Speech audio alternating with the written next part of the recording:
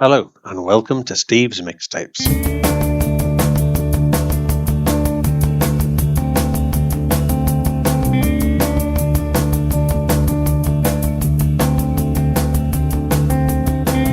My guest mixer this week is a music writer who has written extensively for the website Louder Than War, and he has also published a book about the Clash called All the Young Punks, a book which a record collector called The Perfect Almanac for Any Clash Fan.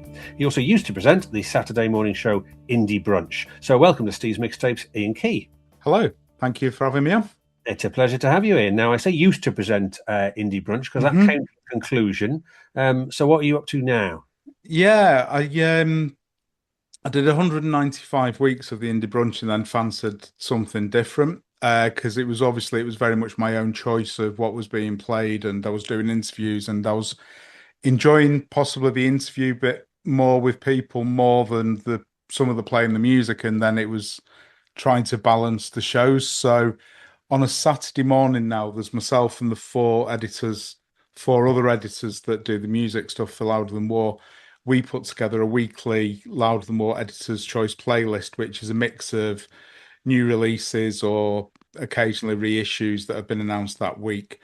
And then on a Sunday afternoon, I do an in-conversation show, which it doesn't have a time limit for how long it needs to be. So it could be half an hour, it could be 2 hours, depending on who my guest is. And a bit of a desert island disc kind of thing, really. So we'll have a chat, and then throughout the show, I'll play tracks that they've selected as well as tracks that they've released as well themselves.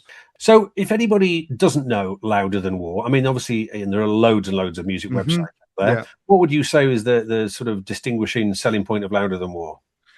It's fiercely independent. We cover a whole breadth of music. We have interviews, reviews, book reviews, live reviews. You know, we're well respected within the music community, and obviously we've got John Robb as the kind of face of it, if you like. So he's very well known and brings people into it.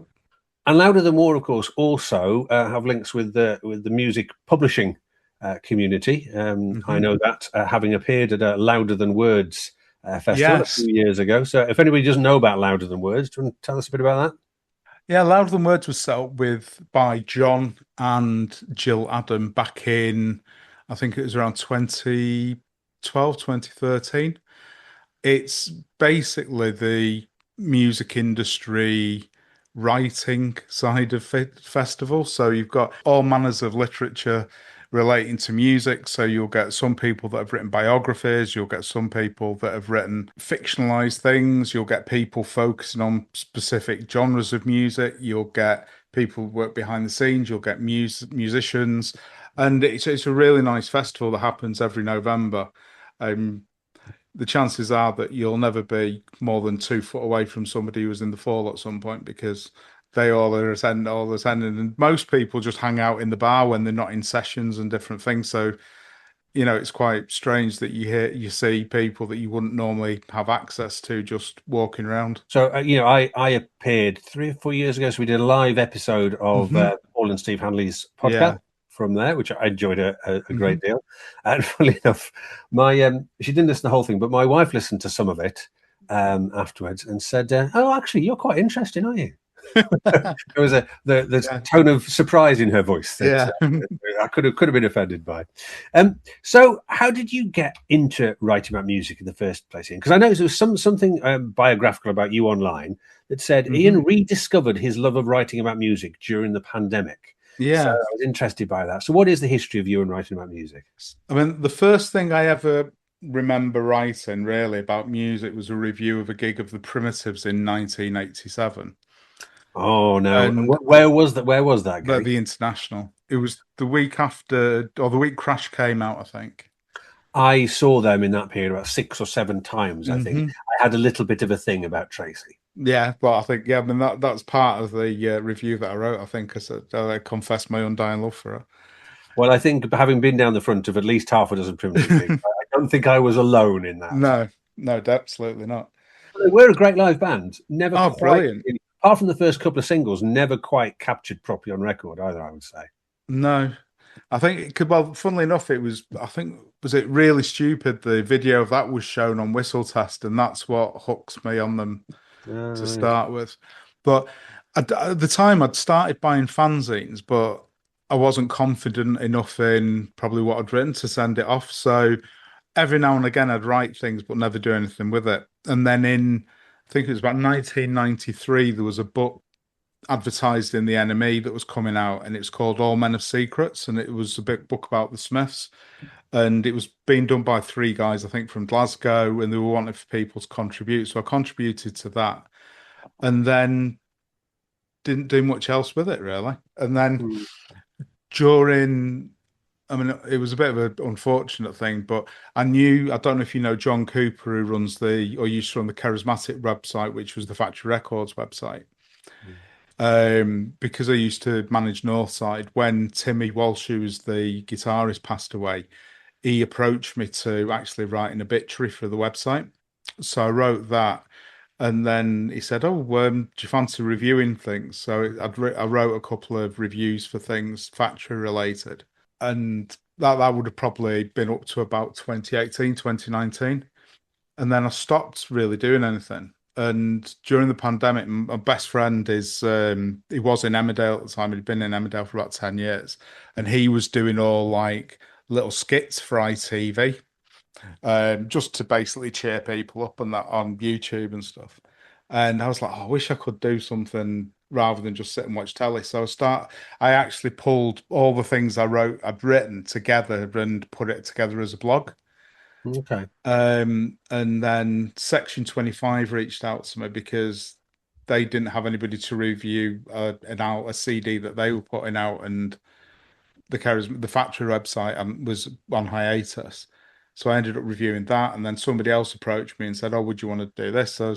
And then from there, I started thinking, well, if everybody's sat at home, some of the bands that I like might be up for doing interviews. So I started doing interviews via email with people, and it kind of started spiraling from there. And then one of my friends, Dave Leave, who's a photographer, and he's also best friends with Nigel, who co-owns Louder Than War. He'd approached me and said, "Why don't you interview Tony Davidson, who set up TJM and the rehearsal rooms in Manchester?" And my first reaction was, "Christ, he must be dead, surely, because that was in the 70s." And then found out that, Tony's very much well alive, and he was very young when he set up the rehearsal rooms. So I did an interview with Tony and published it on my own site. And then about 2 hours later, I got a message from Nigel going, "Do you want to come and write for Louder Than War?" So we'll move on to your mix. I Mm-hmm. enjoyed the mix. It was an interesting mix of things that some I was very familiar with, and some I Mm-hmm. didn't know at all. Yeah. Before we get to the first song, tell me about your process. I always ask people about this. Are you an agonizer, or are you yeah, I can slap 10 songs down pretty quickly? I made a list first of all of the sort of headings, Mm. obviously. And then I mean, music to me has always been a very emotive thing. Mm-hmm. And it's like if you go back to different times and places, it's like certain songs will fit for those times and things. So I wanted to, I made a list of songs that I thought, right, that reminds me of that time, that reminds me of that time, and did them that way. And then there was a couple that I changed around slightly, but it was quite easy to put them together there. And then I left it for a couple of weeks, and then went back to it, and I was like, no, that's all right. So thinking of, with you mentioning songs taking you to a time and a place, your Hit the Yeah, Ground Running song took me back to being a sixth former and spending I was going to say all of my spare money. Quite a lot of my spare money went down the pub at the weekend, but yeah. a lot of my spare money went to Music Hall, my local record shop in Hmm. Durham, where I grew up, and I definitely bought this at the age of about 17, I think it Hmm. was. So it's the Mighty Lemon Drops, one of those bands who you kind of think could have been a bit more famous than they were. Hmm. I think they went to America, didn't they, at the wrong time? Yeah, they Uh, also put a bit of polish on. Was it, I think about the third album onwards? It was yeah, all a little bit too smooth and a bit desperate for commercial success, I think. yeah. I mean, one of the, when one of the first people I interviewed actually when I was working at writing for Louder Than War was Dave Newton, the guitarist, because this record was the first indie record, I guess, that I bought that wasn't in the charts. And it was one of the first records that I discovered through buying the NME and reading the NME.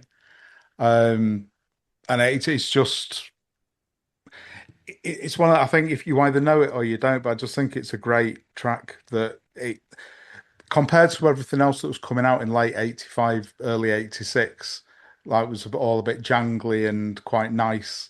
This kind of, it's got a bit of a rougher edge to it. Yeah, it's quite raw, isn't it? Particularly Yeah. this album. Yeah, it's not like it's certainly not C86, is it? No.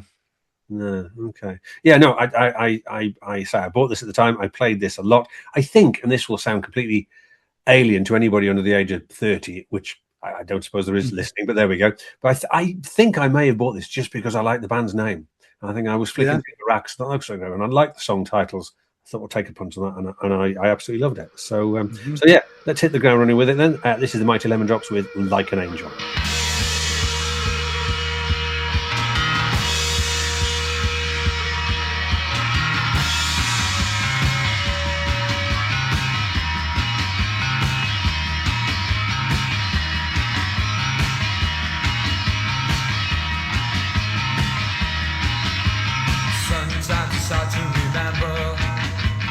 Other times you can't forget. You hope you put it all behind you, but you know it isn't finished yet. Baby, baby, please, you've got me on my hands and knees. Baby, baby, baby, please, won't you give me what you know I need? Saw her in the sky, she's just hanging on. Baby, fly so high, oh won't you come on down like an angel.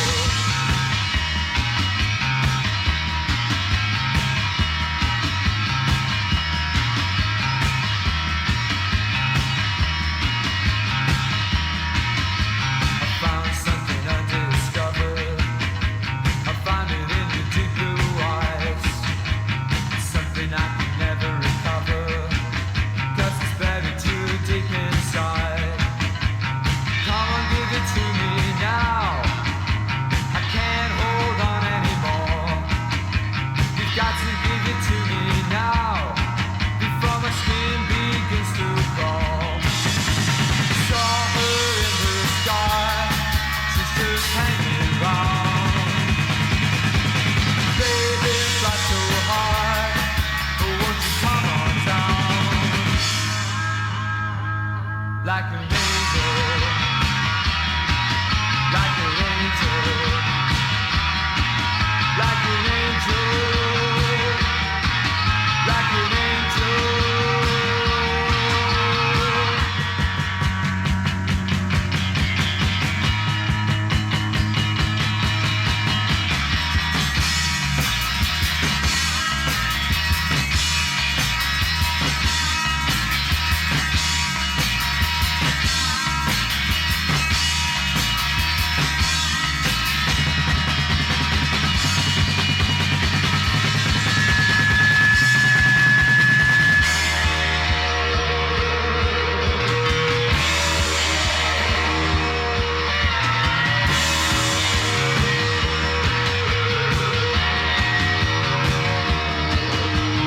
Come and give it to me now, I can't hold on anymore. You've got to give it to me now, before my skin begins to crawl. Saw her in the sky, she's just hanging around. Baby, fly so high, oh won't you come on down like an angel.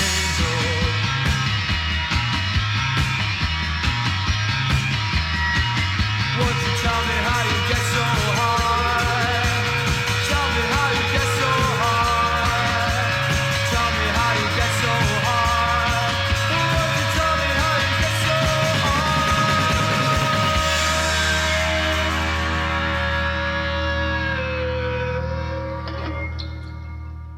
From the 1986 album Happy Head, that was the Mighty Lemon Drops with Like an Angel, the hit the ground running track of my guest this week, Iain Key. Right, I know you've listened to a few shows, Iain, so you'll know what the next question is. Yeah. Are you somebody who has always enjoyed making compilations and mixtapes and the like?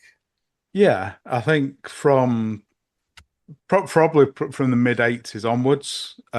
Certainly for quite a period, I would do mixtapes and give them to people of new things that were coming out and things that I liked. Try to woo people occasionally, through girls with it, and trying to introduce them to the likes of Billy Bragg and them not appreciating it. That sort of thing has cropped up on quite a few shows, as you're probably aware. Yeah. Are you aware of anybody you gave a mixtape that still has it? You know what? Somebody actually did tell me a couple of years ago that they still had a tape that I'd given them. And I can't even remember who it was now. But it was just like, oh, wow, I can't even remember. I didn't say it, but I couldn't remember actually doing the tape for him. But no, I'm not sure. No, I don't know. There probably is one out there somewhere. Because some people have said that they've, particularly when they've talked to people about coming on to do this, and they said, "Oh yeah, you made me that tape back in 1991. It's still there somewhere." So yeah. It's a thing. People hang on to them sometimes. I think even if they don't have the facility to play them anymore. I've got a few people who still go, "Oh, I've got a box of these cassettes. I've got nothing to play them on though." I've got a few cassettes laying around still, and I bought a digital converter thing to plug it into the computer, but I think I converted one, and then the idea of sitting there waiting for it, watching the thing go around and not listening to it, kind of the novelty wore off. Right, if you're something old, you're taking us back to 1959, and this is a classic old voice. This is Jim Reeves. So where does Jim Reeves fit in your musical history? I've got two older sisters and an older brother. By the time I was starting listening to music, I guess my brother was in the RAF. My Kathy, who's 8 years older than me, she was listening to kind of new wave stuff, the Jam, the Clash, things like that. My elder sister Barbara, she wasn't there. She wasn't always there because she was working away, but she was into the Beatles and things.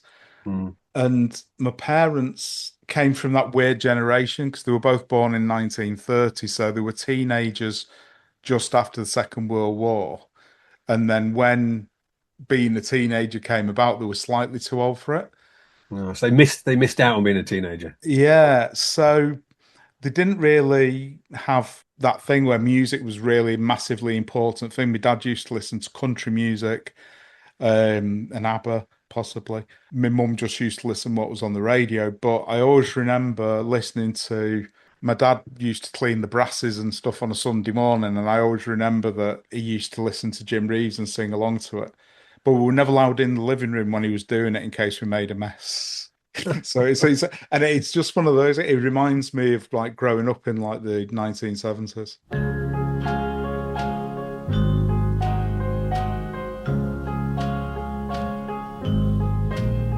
Put your sweet lips a little closer to the phone. Let's pretend that we're together all alone. I'll tell the man to turn the jukebox way down low. And you can tell your friend there with you, he'll have to go. Whisper to me, tell me, do you love me true? Or is he holding you the way I do? Though love is blind, make up your mind, I've got to know. Should I hang up, or will you tell him he'll have to go? You can't say the words I want to hear while you're with another man. Do you want me answer yes or no? Darling, I will understand. Put your sweet lips a little closer to the phone. Let's pretend that we're together all alone.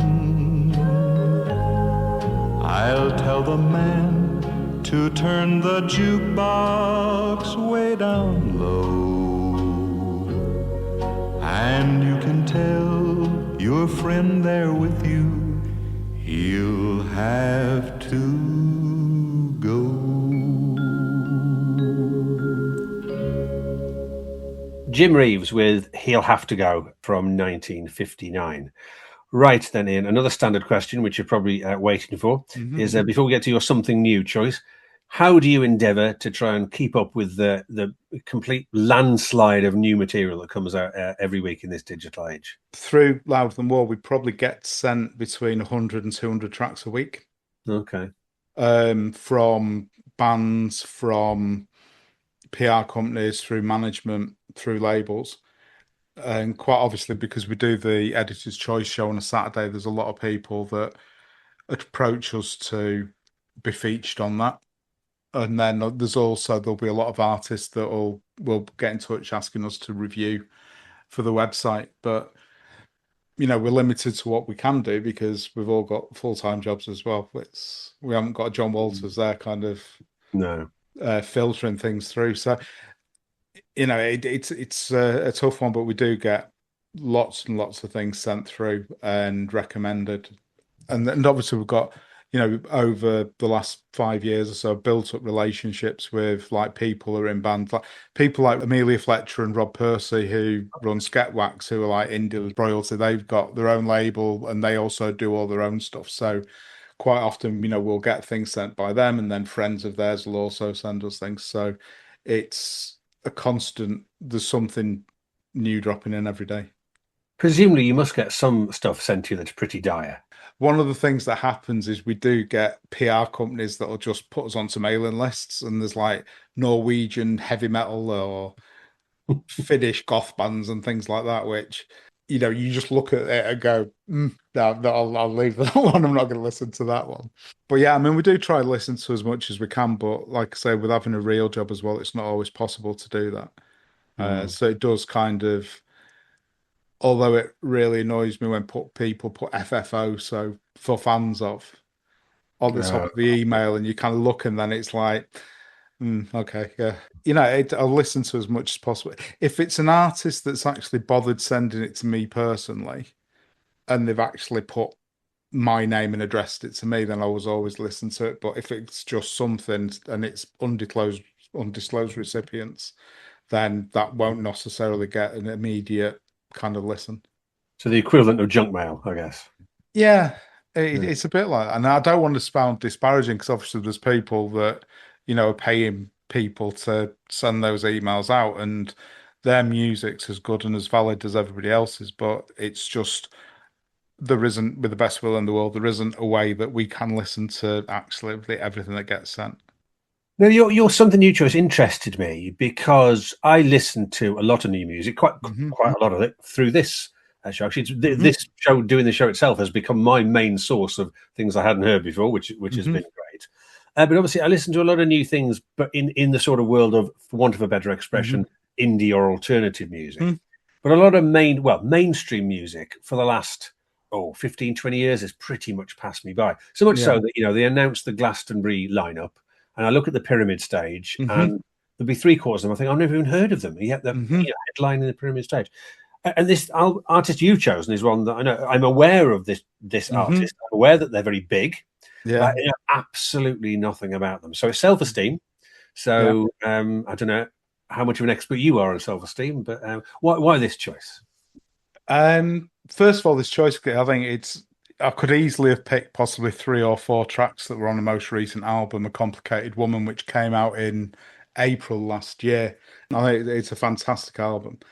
And I think she's a really interesting artist. From 2008 probably till 2017, 2018, she was part of a duo called Slow Club, who... I remember Slow Club. Yeah. Well, like I say, well respected indie band, did lots of touring.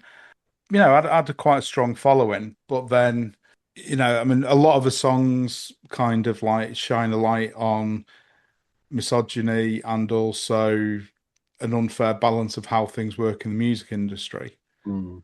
And I think she just got to the stage where she'd had enough of that. And she's just a really interesting artist. And I mean, the performance at Glastonbury this year was probably one of the best there. And I was lucky enough I saw her in Manchester when she did 3 nights back in August. And then my fiance and I went to Paris to see her at the start of November, and she was doing a small European tour. And it turned out it was almost like a record company promotion thing. So we'd gone from seeing her in a crowd of like 3,500, say in Manchester, to seeing her in front of like 200 people in Paris, which was absolutely stunning. So why this particular song? This track she's very honest artist. And this is a track she wrote about her overindulgence in alcohol at times. And and I don't think it necessarily it's just about her. It applies to anybody, I guess, that gets that way inclined. But it's just, yeah, I think it's just a really honest and great track. Another day I'm waking up to the fear of shaking from yet another one.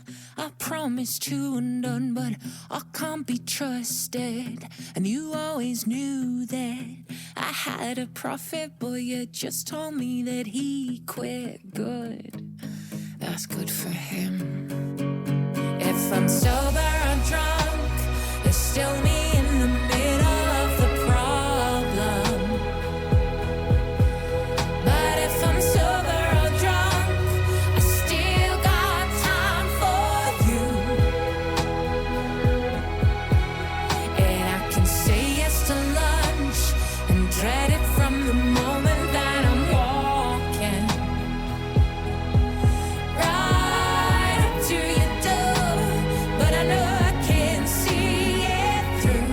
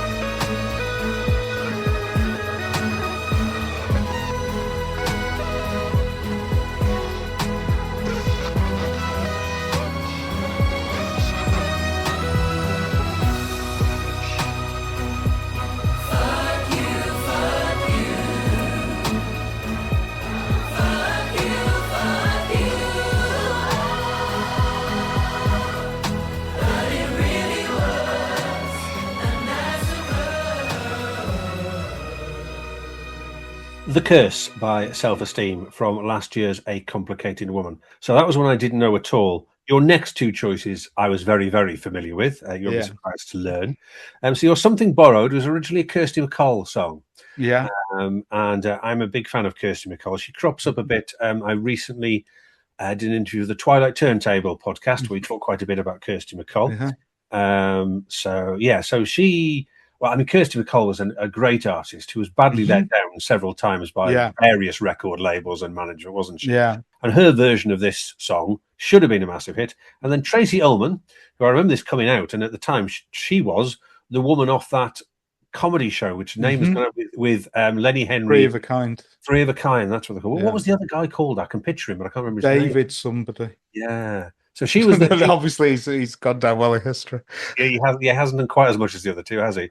So so she was the woman off that comedy show, which is what she would have been regarded with back in those days, sadly. And then she's had this hit, and it's a lovely, lovely song. I must confess, I do like Kirsty's version slightly better, but Tracy Ullman's is lovely. So, what led you to pick this one in particular, Ian?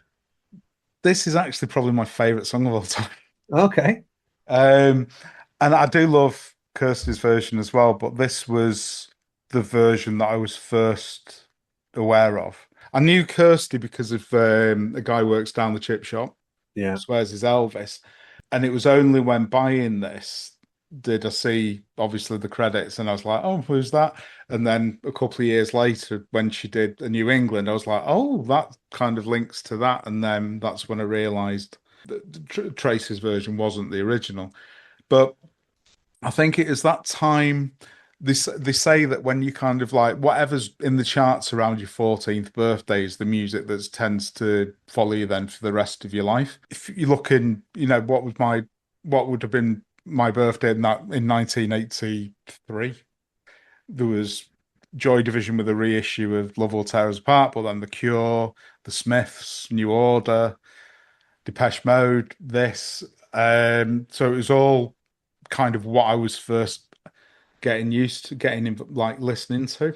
But it's just one of those songs. I love the flow of it, and it's one of those songs. It's like everybody who does cover versions of it, you can't really do a bad. I've never heard a bad cover version of it yet.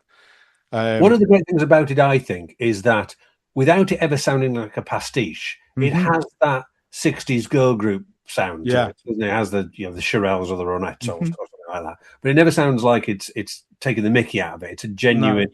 No. So it still sounds quite 80s in a way. It's got 80s quite production values, but it sounds like an 80s production of a song from about 62.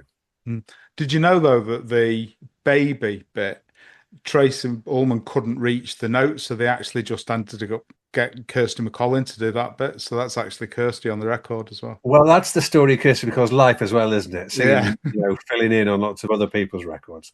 So there you go. So no, lovely, lovely song. Look, haven't heard this in years, so I really liked hearing this again. So thanks for choosing it. Here she is. This is Tracy Ullman with They Don't Know.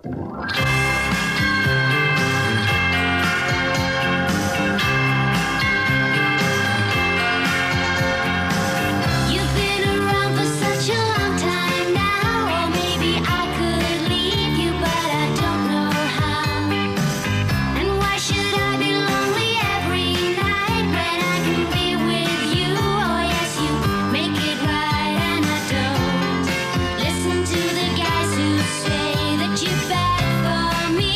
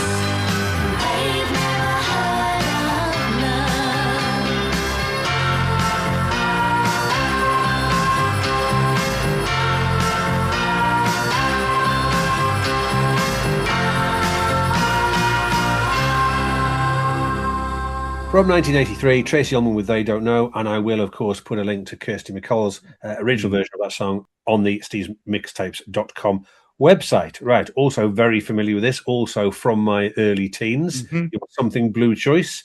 You've gone for something with blue in the title, but it does have quite a melancholy atmosphere to it, also quite anthemic sort of atmosphere to it as well. Before I say what it is, one of the nice things about doing this podcast is I do find out some fun facts when I look up these songs up. Right. One thing I did not know is this song is played at Chester FC when they run on the pitch. Did you know that? Mm-hmm. All right. Yeah.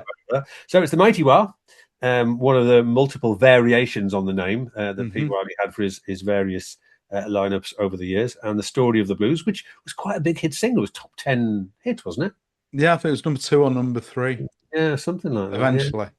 Yeah, eventually, yes. Yeah. So, apart from the fact that it's a classic and a great song, what led you to choose this one in particular? There are a few reasons, really. I think it's timeless, and I think it is probably one of the best songs of the 1980s. Yeah. Pete, I think, is an absolute genius when he wants to be. When I first started doing interviews for Louder Than War, there was a couple of people that were very close to the top of my list, and the top one was actually Pete Wiley. And eventually I got to interview him. I've interviewed him twice. I think the first time I asked one question and he spoke for probably 2 hours. The second time me asked 2 questions and he spoke for 2.5 hours. And he's an absolute amazing character. He really is. He's got so many different stories and anecdotes. It's just one of those songs. It is timeless, and I never get bored of hearing it.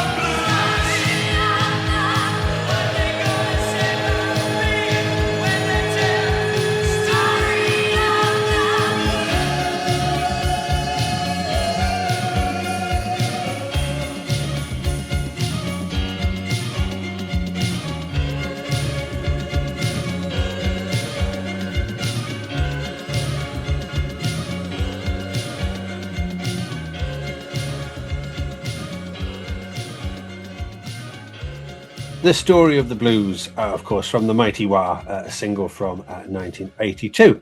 Now, I mentioned Chester FC in the last one, and there's a football connection with your Take It Down choice as well, I discovered.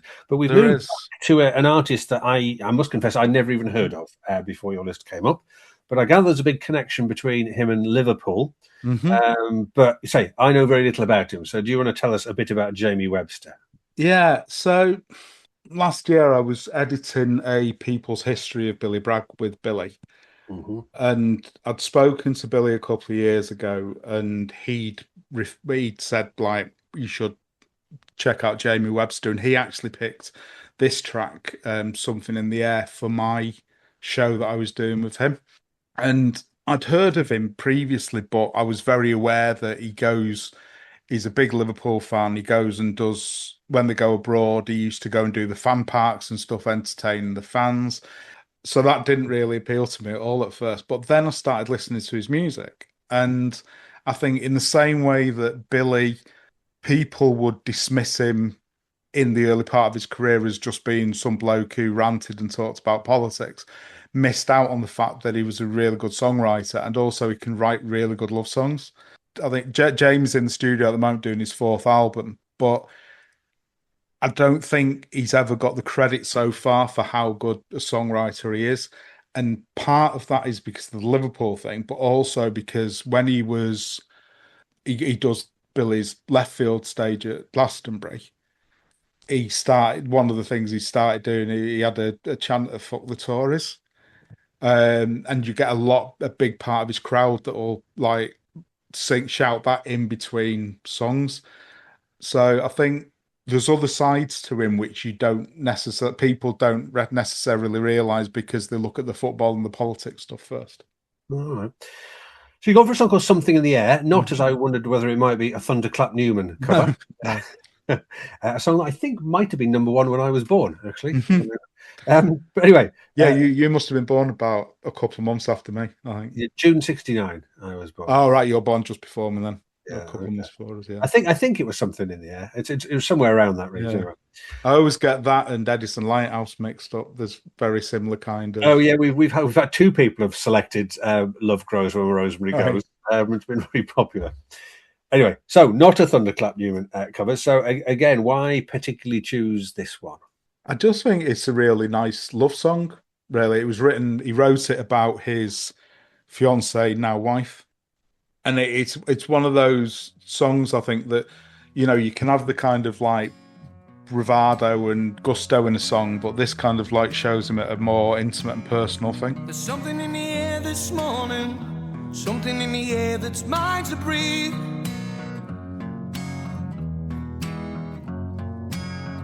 Something's got me feeling torn as the leaves fall, hair stand beneath my sleeve.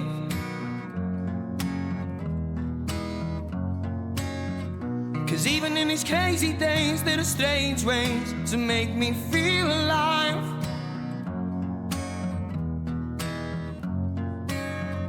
It's known that if all fails and the ship sails, our boat will still survive.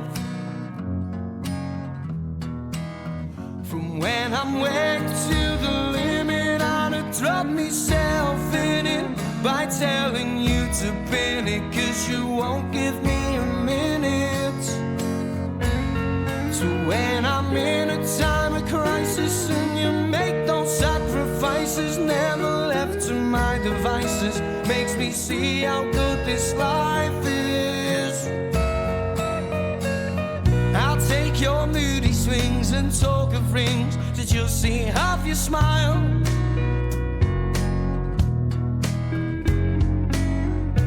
Even when you pull out a look on the things you cook, don't half make it worthwhile.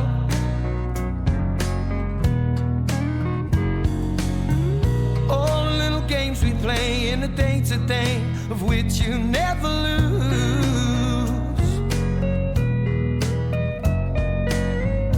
And you never fail to impress in the way you dress, despite those shit tattoos. From when the chips on your shoulder, cause you're feeling that bit older, barking orders like a soldier as your tone is getting colder.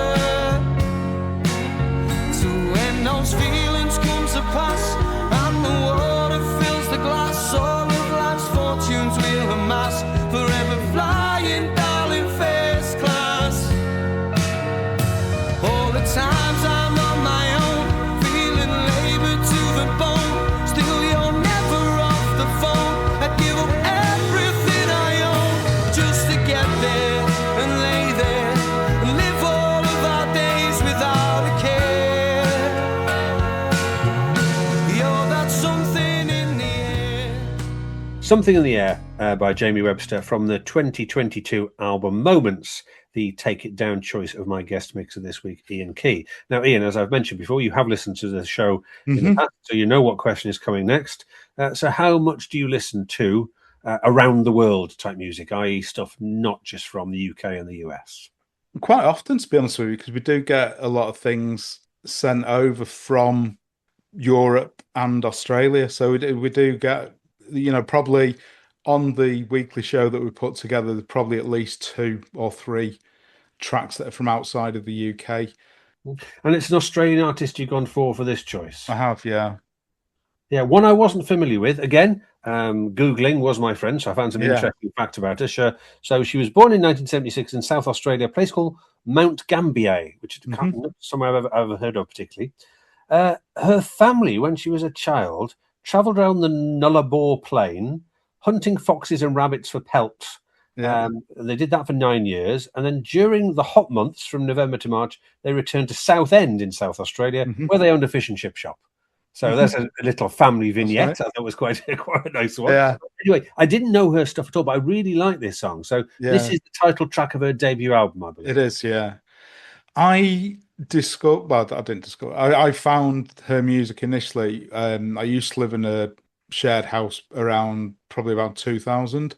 And one of the lads that used to live in the house was called Len, who's Australian, and he was over here on a working visa. When he used to come in at night after being in a club or something, he used to play this track, and he used to it was one of the things you kind of listen to and you're like, wow, what is that? And then one day I asked him, and it was as a version of the Crowded House track Better Be Home Soon that she does, which is basically her and very scant instrumentation underneath it, and the voice is just like amazing.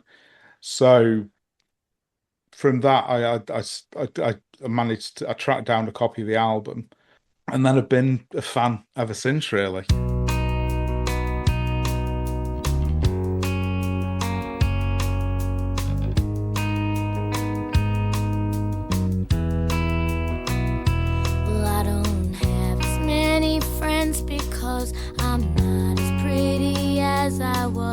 I've kicked myself at times because I've lied. So I will have to learn to stand my ground. I tell them I won't be around. I move on over to your town and hide. And you be the captain, and I'll be no one. And you can carry me away if you want to, and you can lay low just like your father.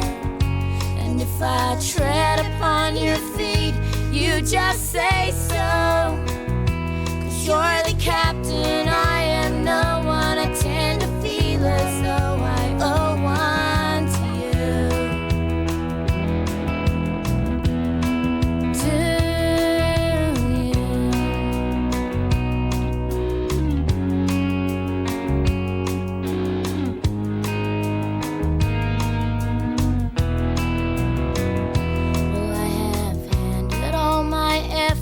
And searched here for my second wind. Is there somewhere here to let me in? I asked.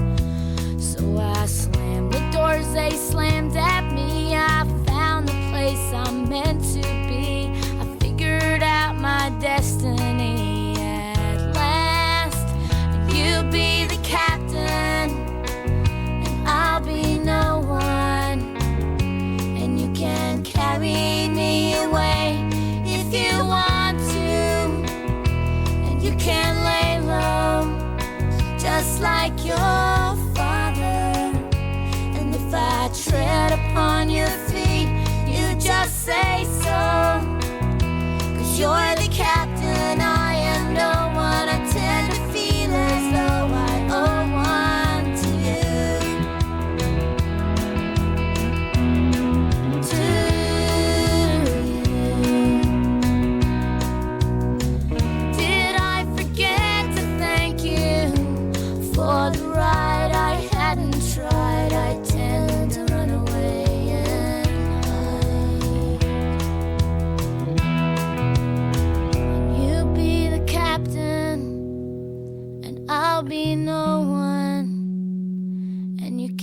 carry me away if you want to.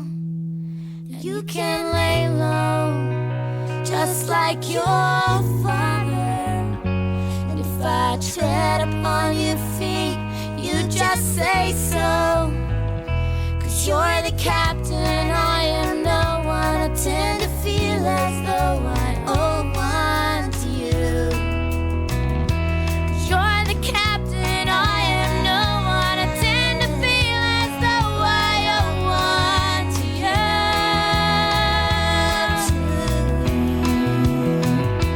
'Cause you're the captain, and I am no one, and I owe one to you.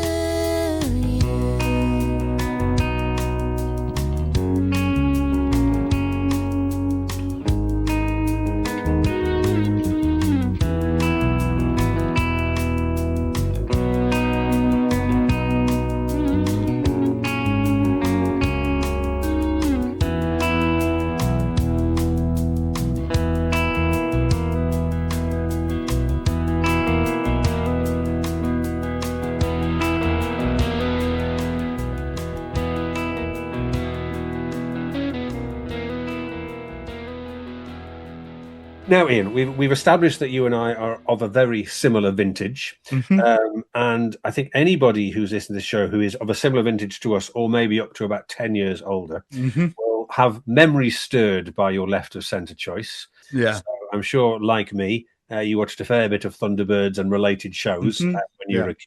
So, this is from Fireball XL5. I'll put a link, a YouTube link to an opening scene from a 62 episode. It was lovely. I looked through because YouTube comments are normally a place to be avoided. You normally find the dregs of humanity in YouTube comments, but the two lovely ones are here.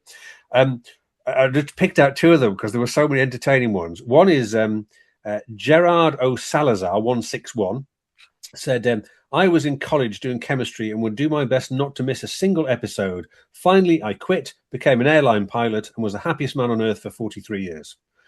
Which fascinates me. He was inspired to become a pilot. And what happened at the end of the 43 years?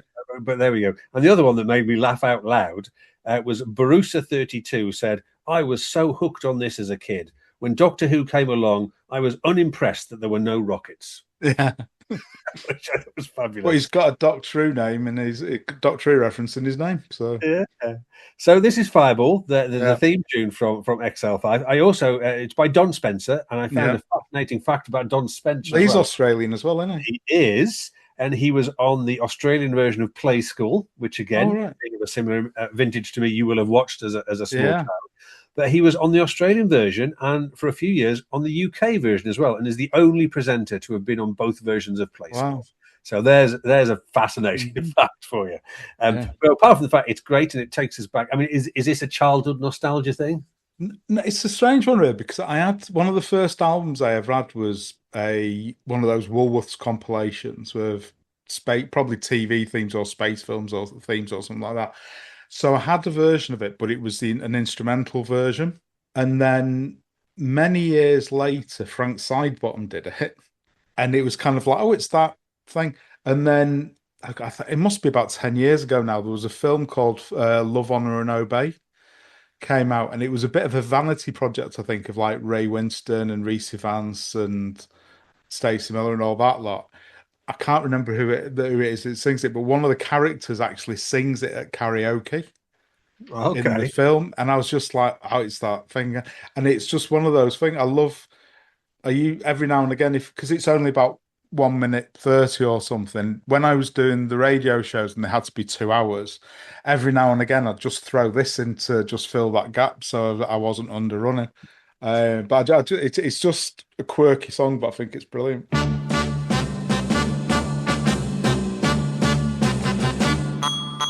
I wish I was a spaceman, the fastest guy alive. I'd fly you around the universe in Fireball XL5. Way out in space together, conquerors of the sky. My heart would be a fireball, a fireball. time I gazed into your starry eyes. We take the path to Jupiter, and maybe very soon we cruise along the Milky Way and land upon the moon. To a wonderland of stardust, we'd zoom our way to Mars. My heart would be a fireball, a fireball, 'cause you would be my Venus of the stars.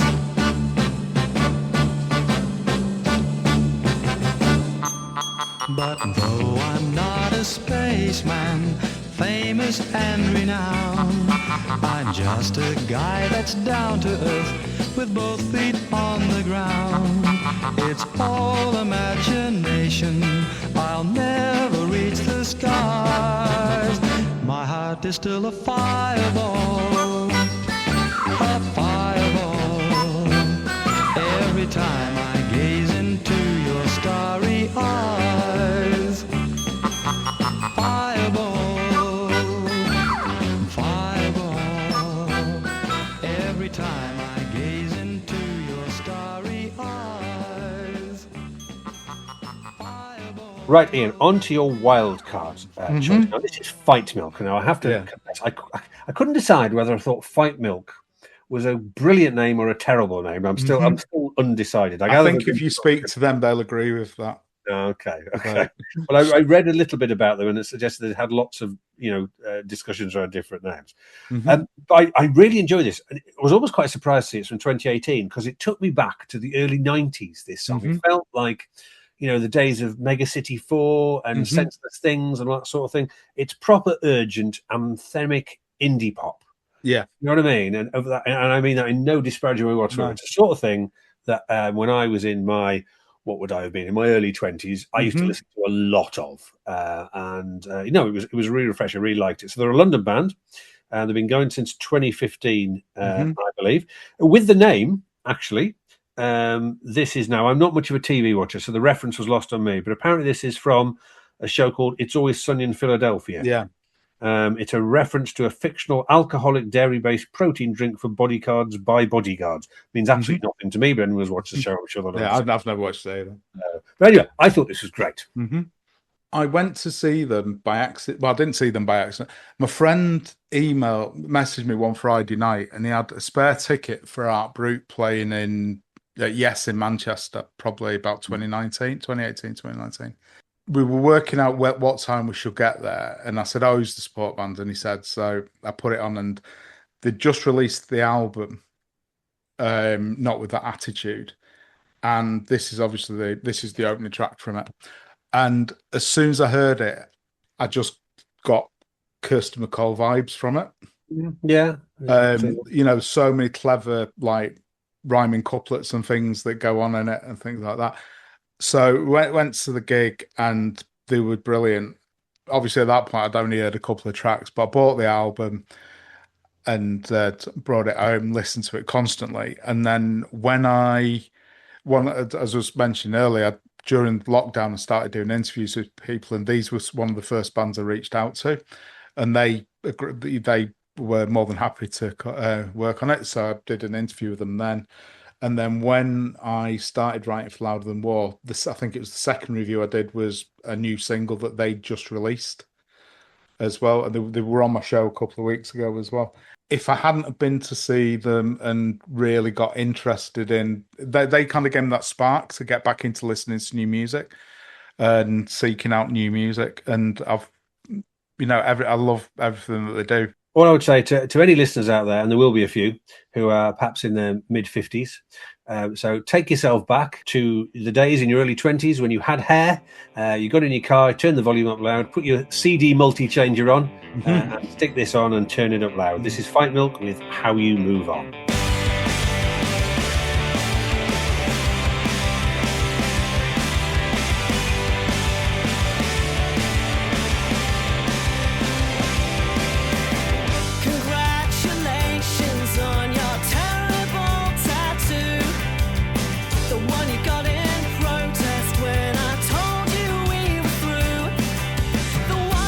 Swore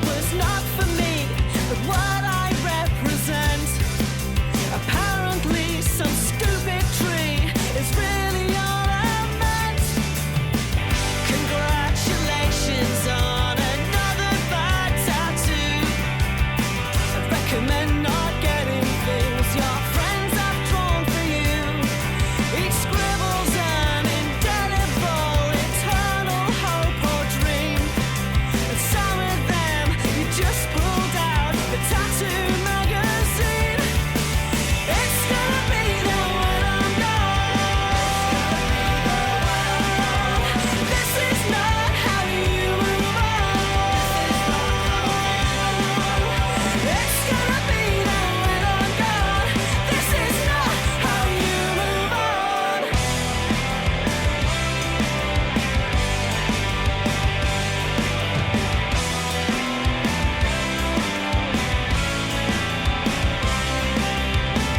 When you like a girl, you think some ink will win her heart. Your body is a canvas and your arms a work of art. But when you're covered in ex-lovers and you see that stupid tree, I'll have long moved on, my dear. Good luck forgetting me. It's gonna be there when I'm gone. This is not how you move on. It's gonna be there when I'm gone. This is not how you move on.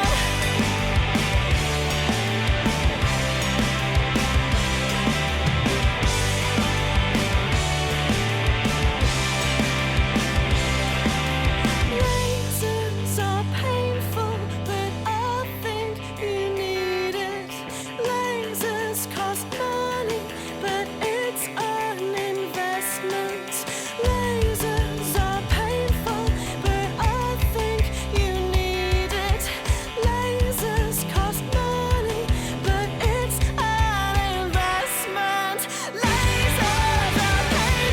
it. Lasers cost money, but it's an investment. Lasers are painful, but I think you need it. Lasers cost money, but it's an investment. That was Fight Milk with How You Move On, the opening track on their 2018 album Not With That Attitude. And that's another album that's gone on my ever-growing must listen to more of list, along with Casey Chambers, who we heard from earlier. Right, now onto your finale track, Iain. Now, this is an artist that has, one of the people involved in this has caused some controversy over the years, has been in the news recently, has a new single and album out. As I think has complained he's been cancelled and so on. So we talked about Morrissey before on a few previous episodes. And opinions vary. Some people love the Smiths, and whatever Morrissey might have said or done in recent years can ignore that. Some people find some of his attitudes and things he said have sullied the Smiths for them in a way. And of course, there are also some quite fanatical people who will excuse everything he's said and done. So where on the spectrum of Morrissey views do you sit here? So Rich Taunton of Spenwood Books, who published the Clash book and published the Billy Bragg book, he wrote he put together a people's history of the Smiths back in probably about 10 years ago or so. That's been out of print for the last few years, and he approached me and asked me if I'd be interested in working on an updated and revamped version of it with him. So I've been working on that for the last few months, and it's due to be published on the 11th of June, which is the week before the 40th anniversary of the album, which this is from, which was released 40 years and 2 weeks after I finished my O-levels at school. Okay. But with the Smiths, part of the reason that I don't, there's certain tracks of Morrissey's I don't mind. I'm not a biggest fan of Morrissey's music as I am as the Smiths' music. As an individual, with some of the things he says, I don't necessarily agree with him. So for me to be able to work on this book, it was more about taking the Smiths music back for the people and focusing it on those years between 1982 and 1987. Yeah, because some of the debate around the Smiths has almost been a bit hijacked about to what extent you agree or excuse Morrissey's politics, which is, which is a bit unfair. Because I mean, I remember reading The Songs That Changed Your Life, which is a book that kind of inspired me when I did my full book, because I wanted to do something for the full like that. It's not exactly the same format, but it's similar in its framework, isn't it? That you go through and review everything.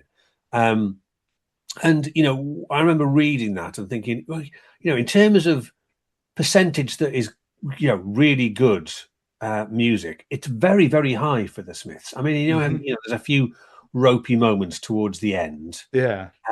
But by and large, it's a very high strike rate, isn't it, with the Smiths? Our catalogue. And, like many people, I find maybe half a dozen of his solo songs pretty good. I was quite excited when Suede Head came out, because I thought Suede Head was really good. Yeah.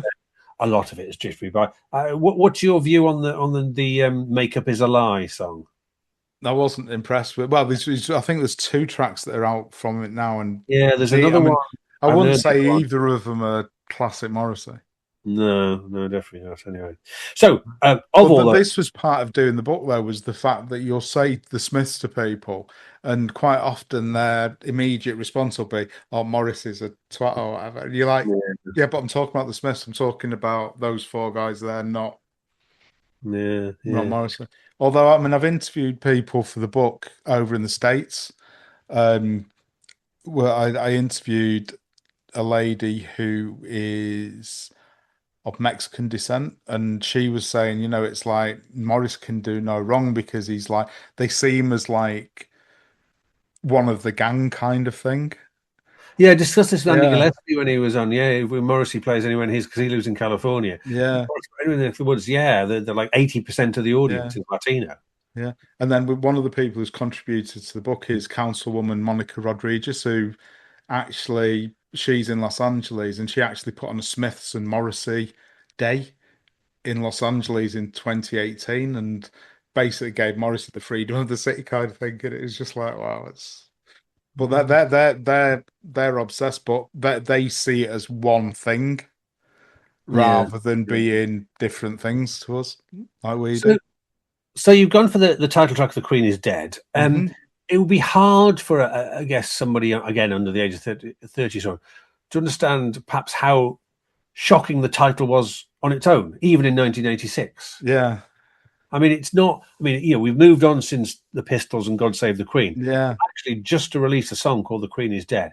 Yeah. It's still quite shocking in that era, wasn't it? Yeah, and that's the lyrics as well, broke into the palace and things like that. And because it wasn't long after the Michael Fagan thing either, was it? So, but having that sort of like open distaste for the monarchy.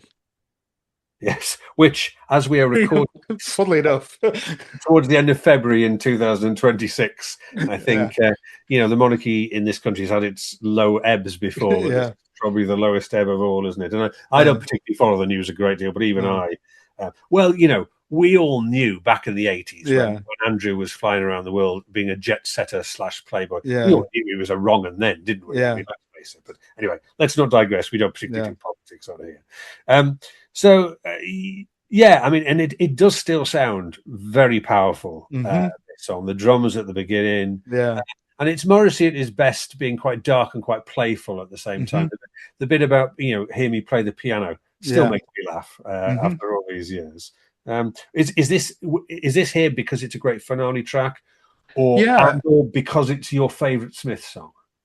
It probably is my favourite Smith song. Well, that and this, "There Is a Light." But I think this has got the edge on being a finale track on "There Is a Light." The drumming at the beginning, it's like my alarm for my phone. But it has been for a long time, and I absolutely love it. And it's, I think it's just one of those tracks which just sets them apart from other bands.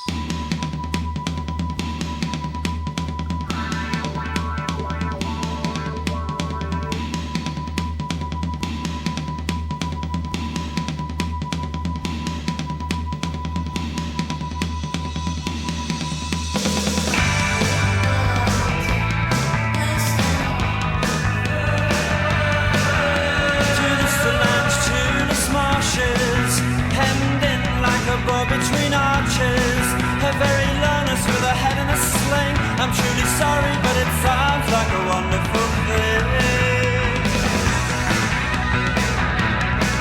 say, Charles, don't you ever crave to appear on the front of the Daily Mail, dressed in your mother's bridal veil?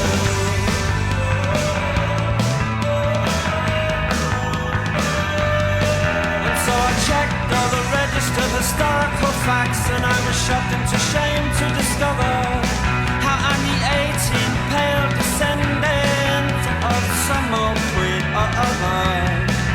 Oh, has the world changed, or have I changed? Oh, has the world changed, or have I changed?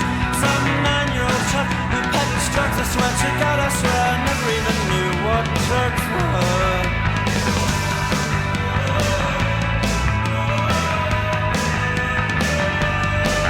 So I broke into the palace with a sponge and a rusty spanner. She said, I know you and you cannot sing. I said, that's nothing, you should hear me play piano. We can go for a walk where it's quiet and dry and talk about precious things. But when you're tied to your mother's apron, no one talks about frustration.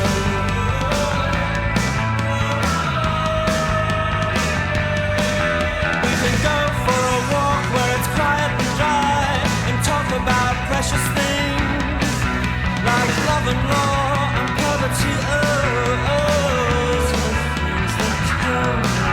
We can go for a walk where it's quiet and dry and talk about precious things. But the rain that flattens my hair,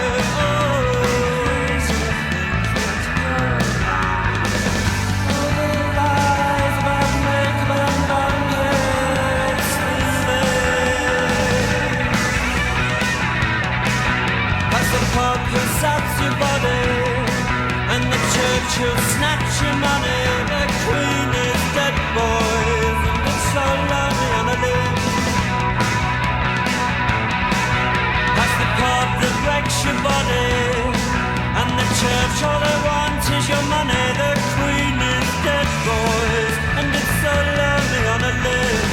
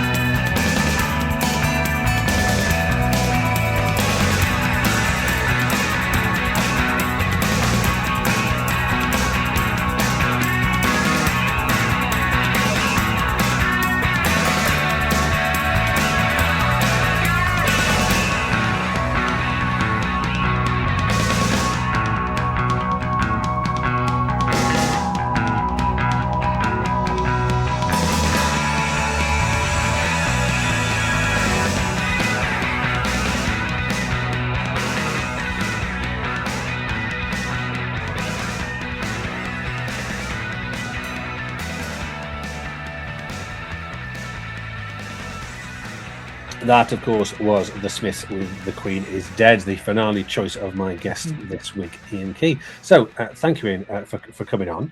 I really enjoyed the selection, and say it's good when there's a couple of a good few old memories stoked up nicely, like the Tracy Ullman, the Mighty War. Good to see a good strong couple of entries in the to listen to playlist in Casey Chambers and Fight Milk. Still haven't decided whether I like the name or not.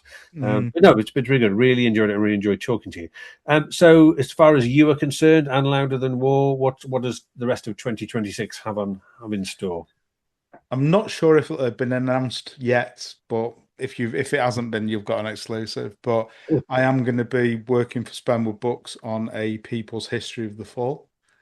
I did approach Martin Brahmer with Richard, the publisher, first, as he's like the elder statesman, I guess, just for his kind of approval, which he gave. And I've mentioned it to both the handlers and they're up for it. And I got a message. I spoke to Simon, or messaged Simon Wollstonecroft, and he sort of like sent me a message back going, "Fucking hell, yeah."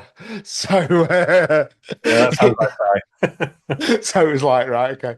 So hopefully that'll be announced and that'll be published in May 2027, which will tie in with the anniversary of their first gig.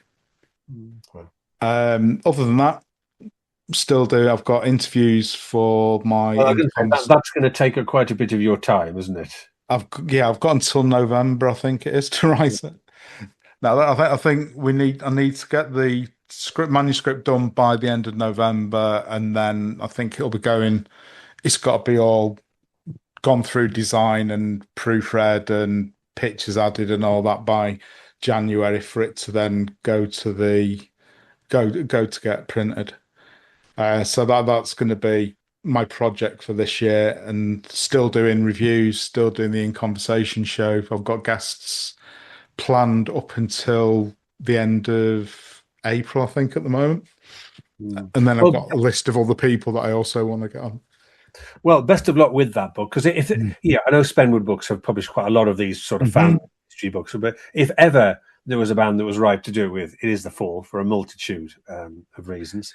Yeah, and again, it's like, no disrespect to Mark E. Smith, but there were more people in The Fall than just Mark E. Smith, and I think there's a lot of memories of people we'll have from different gigs and meeting different people that will be great to share. Look, you're preaching the converted here, and there's nothing that gets my goat more than somebody popping on social media with a reference to your granny on bongo. Yeah, drives me insane. At the very least, because they misquoted anyway, and it's possibly never even said it anyway. But don't get me started on this. That was one of them things. It's like whatever the title's going to be, it's not going to be that. So I did want to call it another effing book about the Fall. Yeah, I've been told that possibly wouldn't be appropriate. Well, if you were thinking of the spirit of Marky Smith looking down, it would probably be, who the fuck would want to read this? Yeah. So, it's been fabulous having you on. I hope you've enjoyed selecting your playlist. It's been brilliant. Thank you for inviting me. I've really enjoyed it.